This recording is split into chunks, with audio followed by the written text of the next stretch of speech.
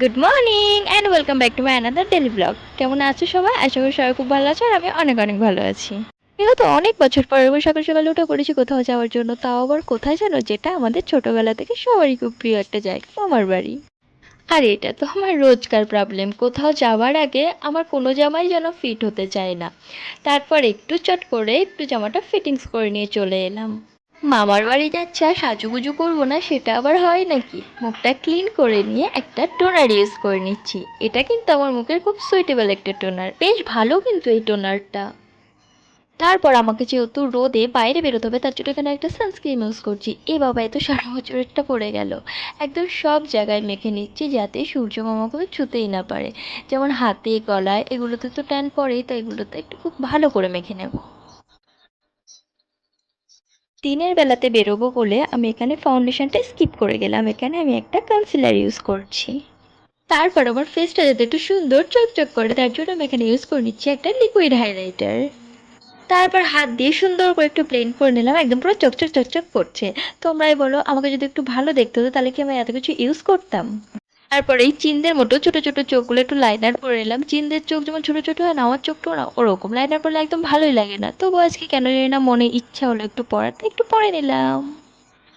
এদিকে আমার নিজের চোখ দেখে নিজেরই হাসি পাচ্ছে। না না, চোখে কিছু হয়নি, ওই যে লাইনার করলাম না ওটা তো শোকায়নি, তার জন্য তাকাতেও পারছিলাম না। তো কি করবো, এখানে একটু আমি জামা কাপড়টা গুছিয়ে নিচ্ছিলাম। তারপর টিপ পরে আমি নিজেকে এখানে পরম সুন্দরী মনে করছিলাম, কিন্তু আদতেও তার কিছুই না। আর এটা তো আমার জীবনের জামা মারার থেকে আরো বড় একটা সমস্যা, কানের চুজ করা। কেনার সময় সব কানেরই পছন্দ হয়, কিন্তু যখন কোথাও ঘুরতে চাই জামার সাথে কোনোটাই ম্যাচিং করে না। লাস্টে কি করলাম, লাস্টে ওই একটা বাড়ি পরা টপ কানের পরেই চলে গেলাম। আর এই যে এটা কিন্তু আমার ফাইনাল লুক। তোমরা যেন আবার কেউ বলো না যে মামার বাড়ি যাওয়ার জন্য এত কেন সাজগোজ। তারপর বেরিয়ে পড়েছিলাম স্টেশন যাওয়ার জন্য। আর এই সুন্দর রাস্তাটা বনগাঁ স্টেশন যাওয়ার জন্য পড়ে, কি দারুণ না রাস্তাটা। স্টেশনে পৌঁছে দেখি ট্রেন আমাকে নিয়ে যাবে বলে দাঁড়িয়েও আছে। আর ট্রেনের এই সিটগুলো দূরে ঘুরতে যাওয়ার সেই এক্সপ্রেস ট্রেনগুলোর মতো মনে হচ্ছে, তাই না? আর আমাদের লোকাল ট্রেনে সচরাচর তো এরকম সিট দেখা যায় না, তাই একটু রিলসও বানিয়ে নিচ্ছি।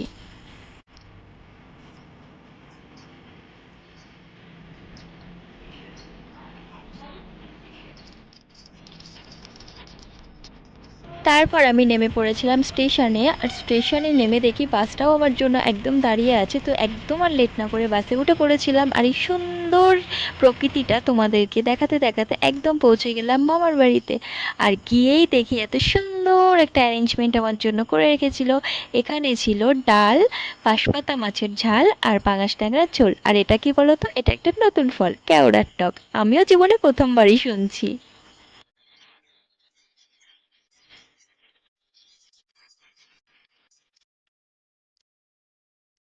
দুপুরে খাওয়া দাওয়ার পর সুন্দর একটা ঘুম দিয়ে নিয়েছি আর সন্ধ্যাবেলা উঠে রেডিও হয়ে গেছি।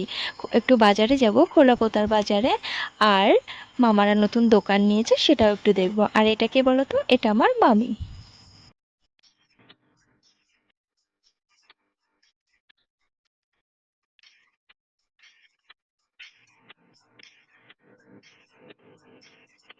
বাজারটা একদম মামার বাড়ির পাশে। আর এই মন্দিরটা কিসের বলো তো? শিব ঠাকুরের, বাবা ভোলানাথের মন্দির। আর তোমাদেরকে তো বললাম মামা মামি নতুন দোকান নিয়েছে। শুধু মামা না, মামা মামি দুজনেই দোকান দুটো নিয়েছে। তারপর আমরা ওখান থেকে বেরিয়ে চলে গেলাম আর একটা মন্দিরে, মায়ের মন্দিরে। আমরা আজকে শুধু মন্দিরে ঘুরে বেড়াচ্ছি। এই মন্দিরটাও বাজারের একদমই পাশে, আর এখানকার মাও নাকি অনেক জাগ্রত। তারপর না, এটা শুধু মায়েরই মন্দির না, এখানে আরো ঠাকুর আছে, গোপু মানে কৃষ্ণ ঠাকুর। কিন্তু আমরা অনেক রাতে ঢুকেছি বলে পর্দা দিয়ে দিয়েছে। আর এখানে মামি আমাকে ঘুরিয়ে দেখাচ্ছিল, এখানে নাকি অনেক বড় করে অষ্টম প্রহর হয়। অনেক ঘোরাঘুরির পর অনেকটা রাত হয়ে গেছিলো, তাও ওই ফুচকা কাকু আমাদের জন্য ছিল। তারপরে ফুচকা খেয়ে আমরা বাড়িতে চলে এলাম। আর এভাবেই আজকে সারা দিনটা কেটে গেল। তাহলে ব্লগটা এখানেই শেষ করছি, দেখা হচ্ছে নেক্সট আরেকটি ব্লগে।